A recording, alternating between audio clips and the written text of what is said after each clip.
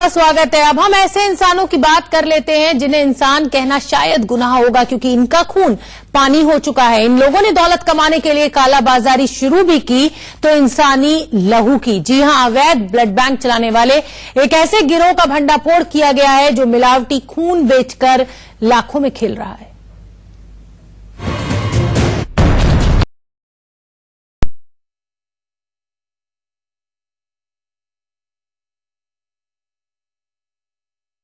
रक्तदान को महादान कहा जाता है, क्योंकि किसी की भी जिंदगी की टूटती डोर को बचा सकता है। लेकिन यूपी एटीएस की गिरफ्त में खड़े ये वो 5 शैतान हैं जो चंद चांदी के सिक्कों के लिए इंसानी लहू में मिलावट कर उसका कारोबार किया करते थे। इनके हाथों में मौजूद इंसानी खून की ये यूनिट चीख चीख कर इनके गुनाहों की पोल खोल रही है। इसमें जो 5 लोग पकड़े गए, इसमें 2 लोग वो टेक्नीशियन है जो ब्लड बैंक्स के लिए भी काम करते थे, तो उनको ब्लड निकालना भी आता, तो उनको ये भी मालूम था कि इस ब्लड निकालने के लिए जो इक्विपमेंट्स होते हैं वो कहाँ मिलेंगे और कैसे उसका प्रयोग किया जाए। 5 लोगों के अलावा और भी लोग शामिल हो सकते हैं इसमें। अभी हम आगे इसमें ये हम देख रहे हैं कि क्या कोई इसमें ब्लड बैंक भी शामिल है या कोई अस्पताल भी इसमें शामिल है। इसमें डिटेल में हम कार्रवाई आगे करते रहेंगे। अपने इस खूनी कारोबार को चलाने के लिए ये ड्रग एडिक्टों और भिखारियों को पकड़कर कुछ पैसे देकर उनका खून निकाल लेते थे। खून निकालने से पहले ये कोई ब्लड टेस्ट तक नहीं करते थे। इसके बाद उस खून को सलाइन बोतल में मिलाकर उसे दोगुना किया जाता।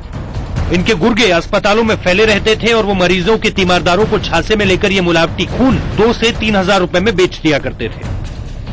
जो लोग चोरी छुपे वहां से जो ब्लड बैग्स होते हैं जिसमें ब्लड रखा जाता है वो कंट्रोल आइटम है, वहां से चुरा के और फिर जो डोनर्स हैं ब्लड के, जो पैसे के एवज में ब्लड को देते हैं, उनसे ब्लड लेके उसमें भर के बिना किसी टेस्टिंग के उसको आगे तीमारदारों को सस्ते दाम में बेचने के एवज में उनसे 2-3 हजार रुपए पर यूनिट ब्लड ले लेते थे। इस तरह का बिना टेस्टेड ब्लड चढ़ाने से पेशेंट को गंभीर बीमारियों का खतरा होता है, लेकिन पैसों के लालच में ये सैकड़ों मरीजों की जिंदगी से लगातार खेल रहे थे। अब एसटीएफ ये पता लगाने में जुटी है कि इनका ये लाल कारोबार आखिर कहां तक फैला हुआ है। Ravi Kumar, Lucknow, India news. बहुत ही गंभीर खबर है ये, खून में मिलावट। आप सोचिए कि बीमार लोगों को भी नहीं छोड़ा। हमारे साथ हमारे सहयोगी विजय मिश्रा ज्यादा जानकारी लिए हुए जुड़ रहे हैं। विजय, अभी तक सुनते थे कि दूध में मिलावट की जा रही है, मावे में मिलावट की जा रही है, यहां तो लगता है कि इंसान ने अपनी इंसानियत ही बेच डाली है, अपना जमीर ही बेच डाला है कि खून में भी मिलावट करने लगे हैं।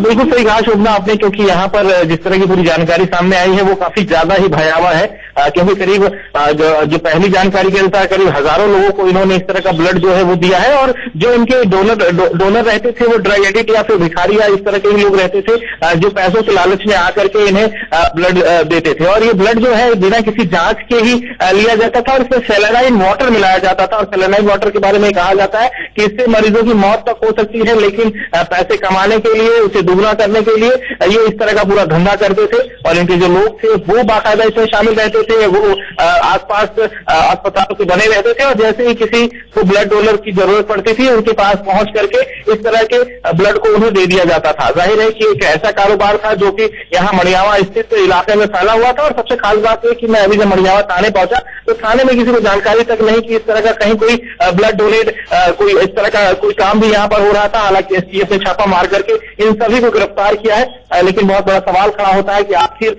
जिस इलाके में इस तरह का पूरा कारोबार हो रहा हो वहां की पुलिस को जानकारी तक न हो, तो ये पता चलता है कि इनका नेटवर्क किस तरह से था, किस तरह से ये अपने नेटवर्क को यहाँ पर फैलाए हुए थे कि पुलिस तक को इसकी बात की भनक तक नहीं लग सके। हालांकि एसटीएफ की काफी दिनों से इन पर नजर थी और पूरे सबूतों के साथ एसटीएफ ने इन्हें कल गिरफ्तार किया। बहुत बहुत धन्यवाद विजय आपका इस पूरी जानकारी के लिए।